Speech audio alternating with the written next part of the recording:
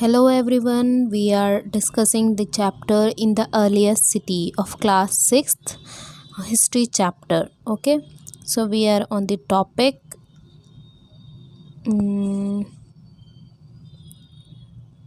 We are discussing today, we are going to discuss about from here in search of raw material.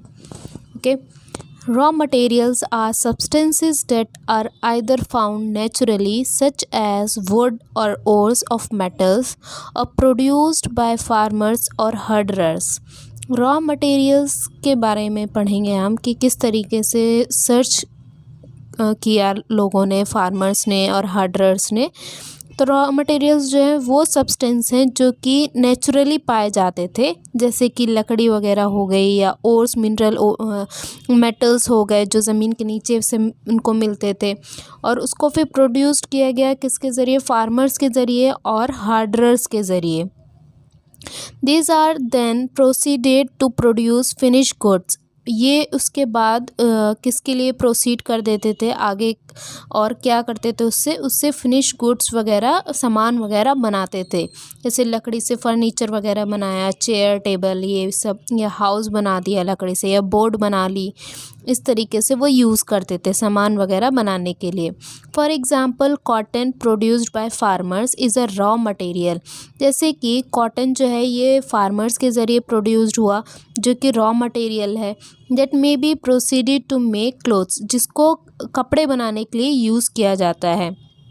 While some of the raw materials that the Harappans used were available locally, many items such as copper, tin, gold, silver, and precious stones had to be brought from distant places.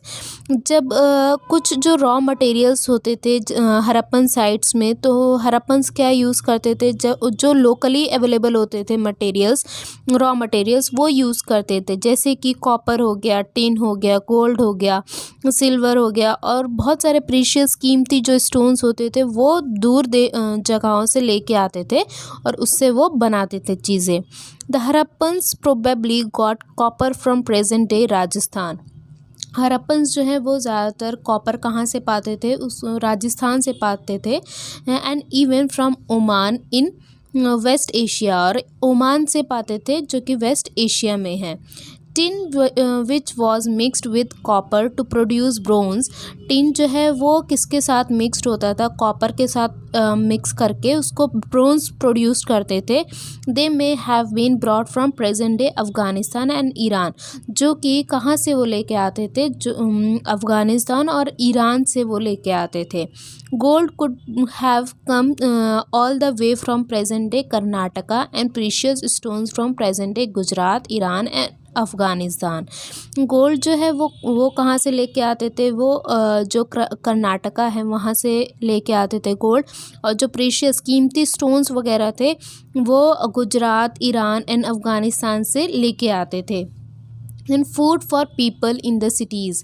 अब जो खाना था लोगों के लिए वो cities में वो क्या था, while many people lived in the cities, others living in the countryside grew crops and reared animals.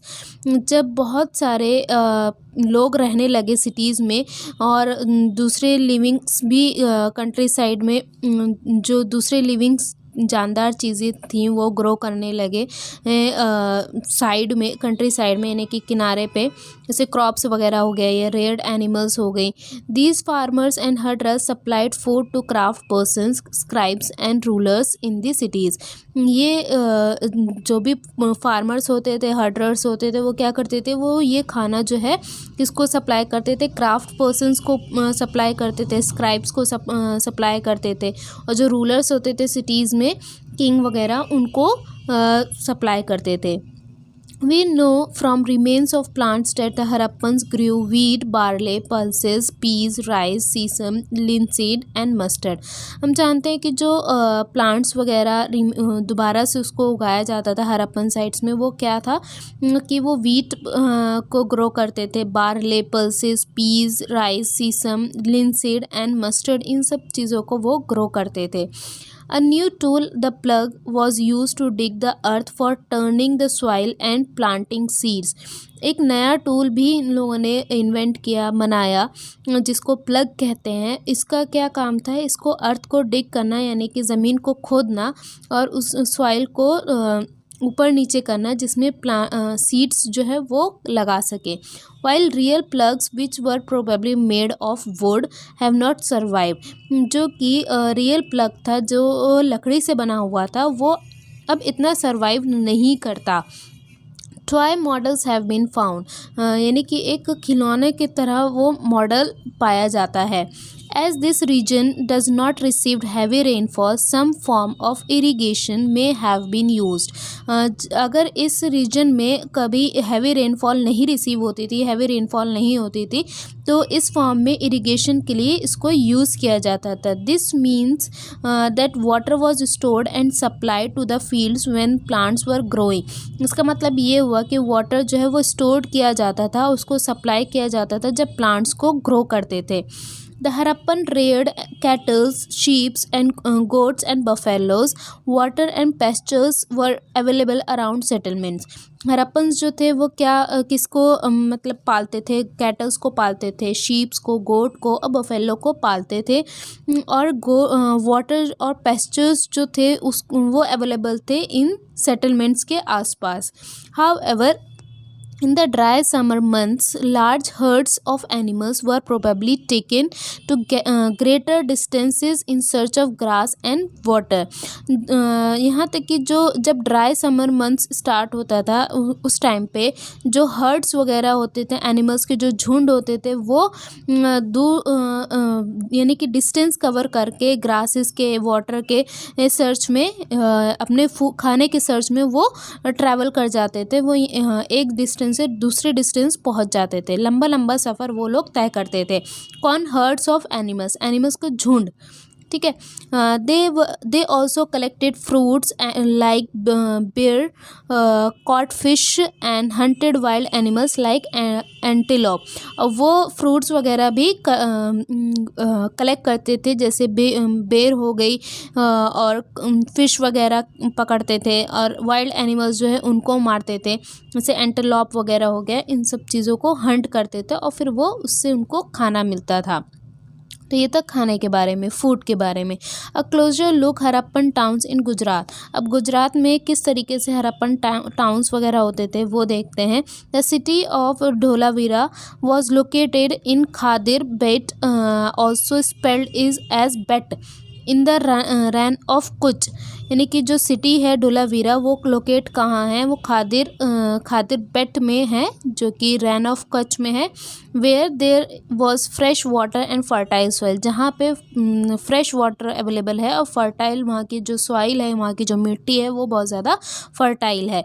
Unlike some of the other Harappan cities which were divided into 2 parts, इसी तरीके से जो दूसरी हरप्पन सिटीज़ हैं वो 2 पार्ट्स में divide हैं, जैसे कि Dholavira was divided into 3 parts, और ढोलावीरा जो सिटी है, वो साइट है, वो 3 पार्ट्स में डिवाइड है। And each part was surrounded with massive stone walls with entrance through gateway, और जितने भी पार्ट्स हैं वो किससे कवर्ड है, किससे सराउंडेड है? स्टोन वॉल से, यानी कि पत्थर के दीवारों से वो कवर्ड है, उससे उसके पूरे चारों तरफ है, और उसका जो एंट्रेंस है वो गेटवे एक बना हुआ है, उससे उनका एंट्रेंस होता है, यानी कि उससे एंट्री करते हैं। There was also a large open area in the settlement, और सेटलमेंट जहाँ वो रहते हैं वहाँ पे एक ओपन लार्ज एरिया जो है वो भी वो लोग बनाते थे। Where people ceremonies could be held, जहाँ पे लोगों की जो सेरेमनीज़ हैं, जो भी फंक्शंस वगैरह हैं वो किए जाते थे। Other finds include large letters of the Harappan script that were carved out of white stone and perhaps inlaid in wood. जो दूसरी फाइंडिंग्स थी हरप्पन साइट्स में वो क्या थी? हरप्पन स्क्रिप्ट थी, जिसमें बड़े बड़े लेटर्स लिखे हुए होते थे, वाइट स्टोन पे कर्व्ड होते थे, यानी कि खुदे हुए होते थे, और वुड्स पे भी खुदे हुए होते थे लेटर्स वगैरह। This is a unique find as generally Harappan writing has been found on a small objects such as seal. ये बहुत यूनिक फाइंड था, यूनिक खोज थी ये, जो कि हरप्पन राइटिंग में मिली थी, छोटे ऑब्जेक्ट में जैसे कि सील्स वगैरह इन सब पे मिली थी, इन सब पे मौजूद थी, इस पे फाइंडिंग्स हुई थी. The city of Lothal stood beside a tributary of Sabarmati in Gujarat, close to the Gulf of Khambat. यानी कि जो सिटी है लोथाल वो कहाँ पे है, ये जो साबरमती नदी है इसकी ट्रिब्यूटरी के पास है, जो कि गुजरात में है और किसके करीब है, गल्फ ऑफ खम्बत के करीब है. It is situated near areas where raw material such as semi precious stones were easily available. और ये जो एरिया है ये कहाँ पे सिचुएटेड है, जहाँ पे रॉ मटेरियल जो है वो इजीली अवेलेबल है, इजीली मिल जाता है. जैसे कि कुछ प्रीशियस स्टोन्स हैं, सेमी प्रीशियस स्टोन्स हैं, वो इजीली अवेलेबल हो जाते हैं, वो मिल जाते हैं. This was an important centre for making objects out of stone, shell and metal. ये एक ऐसा सेंटर था, एक इम्पॉर्टेंट सेंटर था जिससे कि स्टोन्स, शेल और मेटल से ऑब्जेक्ट्स वगैरह बनाए जाते थे. There was also a storehouse in the city. और सिटी में स्टोर हाउस भी होता था जहाँ पे सामान वगैरह स्टोर करके रखते थे. Many seals and sealings, the impression of seals on clay were found in this storehouse. बहुत सारी सील्स और सीलिंग्स जो हैं, यानी कि जो इम्प्रेशंस हैं सील्स पे क्ले से, यानी मिट्टी से, वो भी पाए गए थे इन स्टोर हाउसेज में. A building that was found here was probably a workshop for making beads, pieces of stones, half-made beads, tools for bead making, and finished beads have all been found here. जो buildings हैं वो पाई गई जिसमें कि workshops होती थी, जो काम वगैरह करते थे, beads वगैरह जिससे बनती थी, जिसमें कि stone के pieces थे, कुछ half-made beads थी, यानी कि पूरी वो कंप्लीट नहीं थी, और जिससे बीड्स बनाते थे वो टूल्स थे, फिनिश बीड्स थी, यानी कि पूरी कंप्लीट बीड्स थी. ये सारे बीड्स जो हैं, ये सारे काम जो हैं, जो भी वो लोग बनाते थे हरप्पन साइट्स में, वो पाए गए थे, वो बिल्डिंग्स में पाई गई. जैसे इसमें दिया हुआ है ब्लू बॉक्स में सील्स एंड सीलिंग्स, तो इस तरीके से वो होता था, तो इसको आप पढ़ सकते हैं. Next is the mystery of the end. Around 3900 years ago, we find the beginning of the major change. यानी कि 3900 ईयर्स पहले इसके आसपास बहुत मेजर चेंजेस जो हैं वो शुरू हो गए थे. People stop living in many of the cities. लोग जो हैं बहुत सारे सिटीज़ में रहना उन्होंने बंद कर दिया था. Writing seals and weights were no longer used. यानी कि राइटिंग्स जो थी, जो लिखते थे वो लोग, सील्स जो थे और जो वेट्स वगैरह वो लोग यूज़ करते थे, अब वो नहीं बाकी रहे. यानी कि उसमें इन्वेंशंस स्टार्ट हो गई थी, बहुत सारे चेंजेस स्टार्ट हो गए थे. Raw materials brought from long distances became rare. और जो रॉ मटेरियल्स था दूर जगहों से वो जो लेकर आते थे वो बहुत ज़्यादा रेयर हो गया था. In Mohenjodaro we find that garbage piled up in the streets. The drainage system broke down and new less impressive houses were build even over the streets. Mohenjodaro में हमने देखा जो गार्बेज कूड़ा जो एकदम पाइल्ड हुआ था, यानी कि भरा हुआ था स्ट्रीट्स पे, वो देखा. और ड्रेनेज सिस्टम जो ब्रोक डाउन हो गया था उसको बनवाया, यानी कि सारी चीज़ें न्यू हुई. और लेस इम्प्रेसिव हाउसेज जो थे वो बिल्ड हुए, और स्ट्रीट्स वगैरह जो है उन सबको बनाया गया. Why did all this happen. ये सब कुछ क्यों हुआ. We are not sure. हम श्योर नहीं है. Some scholar suggested the rivers dried up. यानी कि जो कुछ स्कॉलर्स हैं जो कि ये सजेस्ट करते हैं कि रिवर्स जो हैं वो सूख गई थी. Other suggested there was deforestation. और दूसरे स्कॉलर्स जो हैं वो ये सजेस्ट करते हैं कि डिफॉरेस्टेशन की वजह से, यानी कि जो पेड़ वगैरह काटे जाते हैं उसकी वजह से, this could have happened because fuel was required for baking bricks and for smelting copper ores. यानी कि ये इसलिए हुआ क्योंकि फ्यूल रिक्वायर्ड थी, उसकी ज़रूरत थी कि ब्रिक्स वगैरह बनाने के लिए और कॉपर ओर को स्मेल्ट करने के लिए. Besides, grazing of by large herds of cattle, sheep and goat may have destroyed the green cover. यानी कि इसके बतौर इसके बावजूद भी जो ग्रेजिंग थी, जो कैटल्स की झुंड वगैरह होते थे, ग्रुप होते थे, शीप्स के जो ग्रुप होते थे, गोट्स के जो ग्रुप्स होते थे, यानी कि ये लोग बहुत ज़्यादा ग्रीनरी को, ग्रासेस को डिस्ट्रॉय कर जाते थे. In some areas there were floods, कुछ एरियाज में बाढ़ आ गई. But none of the reason can explain the end of all the cities. लेकिन किसी के पास रीजंस नहीं है एक्सप्लेन करने के लिए कि ये सिटीज़ जो है किस तरीके से ख़त्म हो गई. किसी के पास कोई एग्जैक्ट रीज़न नहीं मिला. फ्लडिंग और a river drying up would have an effect in only some areas. जो फ्लडिंग है या फिर रिवर का सूख जाना, ये ही कुछ एरियाज़ में इफ़ेक्ट दिखाई देते हैं. बाकी कोई ऐसा एक्सप्लेनेशन नहीं है, कोई भी ऐसा रीज़न नहीं है कि ये सिटीज़ किस तरीके से ख़त्म हो गई. It appears as if the rulers lost control. In any case the effects of the change are quite clear. ये ऐसा दिखता है कि जो रूलर्स हैं वो अपने कंट्रोल को खो चुके, और कुछ केसेस में ये लगता है the effects of the change are quite clear. जो इफ़ेक्ट्स हैं चेंजेस के वो बहुत कम क्लियर हैं. Sites in Sindh and West Bengal, present day Pakistan, were abandoned. जो साइट्स थी राजस्थान में और वेस्ट बंगाल में वो सब अबेंडेंड हो गई.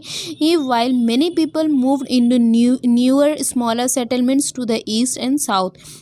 और बहुत सारे लोग जो हैं वो मूव्ड कर गए नई जगहों पे, और स्मॉलर सेटलमेंट्स उन्होंने कर लिया ईस्ट एंड साउथ में.